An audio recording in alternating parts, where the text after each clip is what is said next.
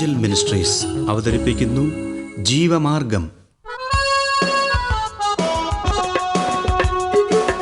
സർവലോകവും നേടിയാലും സമ്പത്ത് കുന്നുപോൽ കൂട്ടിയാലും ജുർമിക്കും ലോകത്തിൽ വാഴും.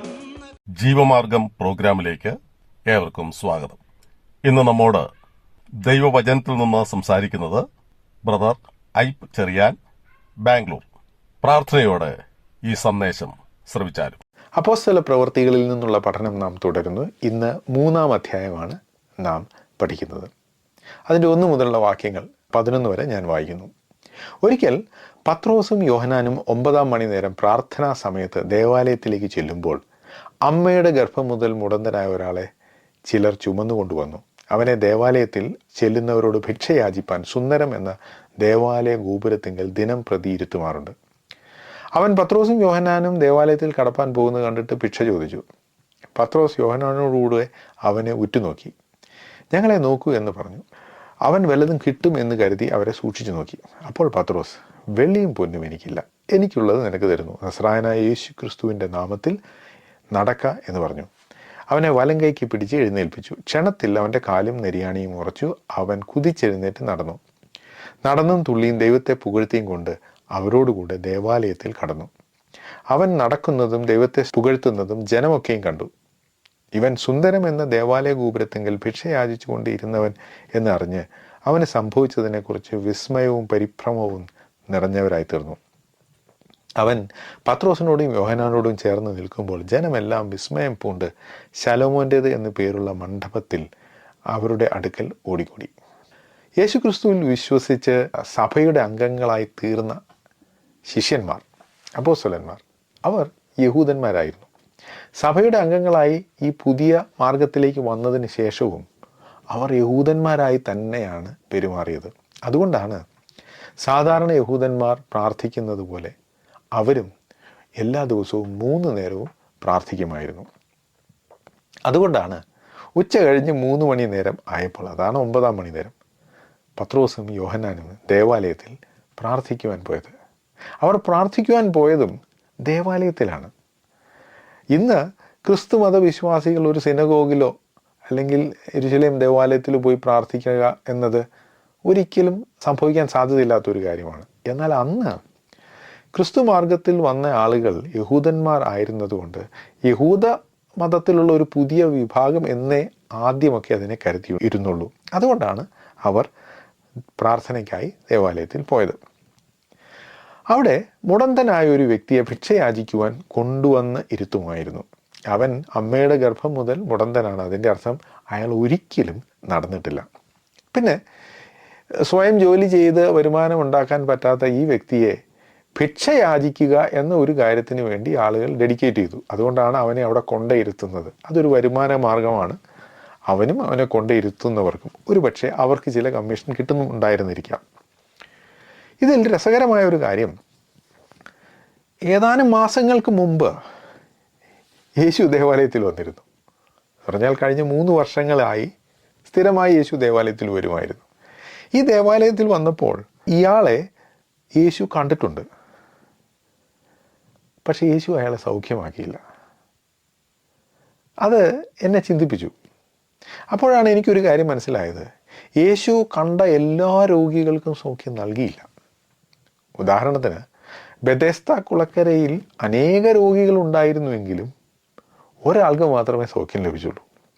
അപ്പോൾ യേശു ആളുകൾക്ക് സൗഖ്യം കൊടുക്കാതിരുന്നതിന് പല കാരണങ്ങളുണ്ട്. ഒരു കാരണം നാം വായിക്കുന്നത് അവരുടെ അവിശ്വാസ നിമിത്തം അവൻ അവിടെ അതിശയങ്ങളൊന്നും ചെയ്തില്ല, ആർക്കും സൗഖ്യം കൊടുത്തില്ല എന്ന് നമ്മൾ വായിക്കുന്നുണ്ട്.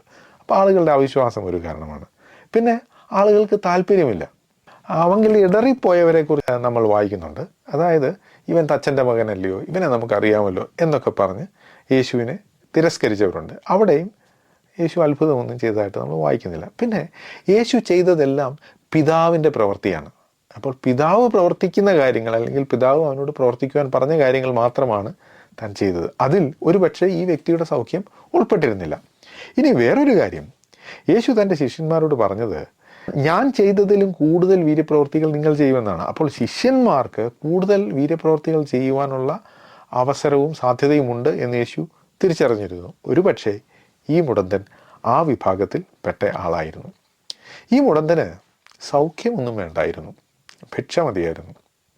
അയാൾ പത്രോസിനെയും യോഹന്നാനെയും നോക്കിയത് ഭിക്ഷയ്ക്ക് വേണ്ടിയാണ്, സൗഖ്യത്തിന് വേണ്ടിയല്ല.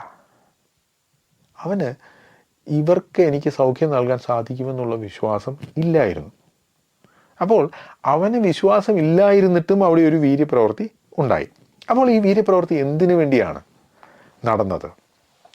ഇവൻ്റെ വിശ്വാസം കൊണ്ടല്ല, ഈ വീര്യപ്രവൃത്തി നടക്കുകയും ചെയ്തു. ഇതിൻ്റെ പ്രധാന കാരണം, ഇത് കഴിഞ്ഞ് നടക്കുന്ന കാര്യങ്ങൾ നോക്കിയാൽ നമുക്ക് മനസ്സിലാവും, അത് മറ്റുള്ളവരോട് സുവിശേഷം പറയുവാനുള്ള ഒരു അവസരമായി മാറി.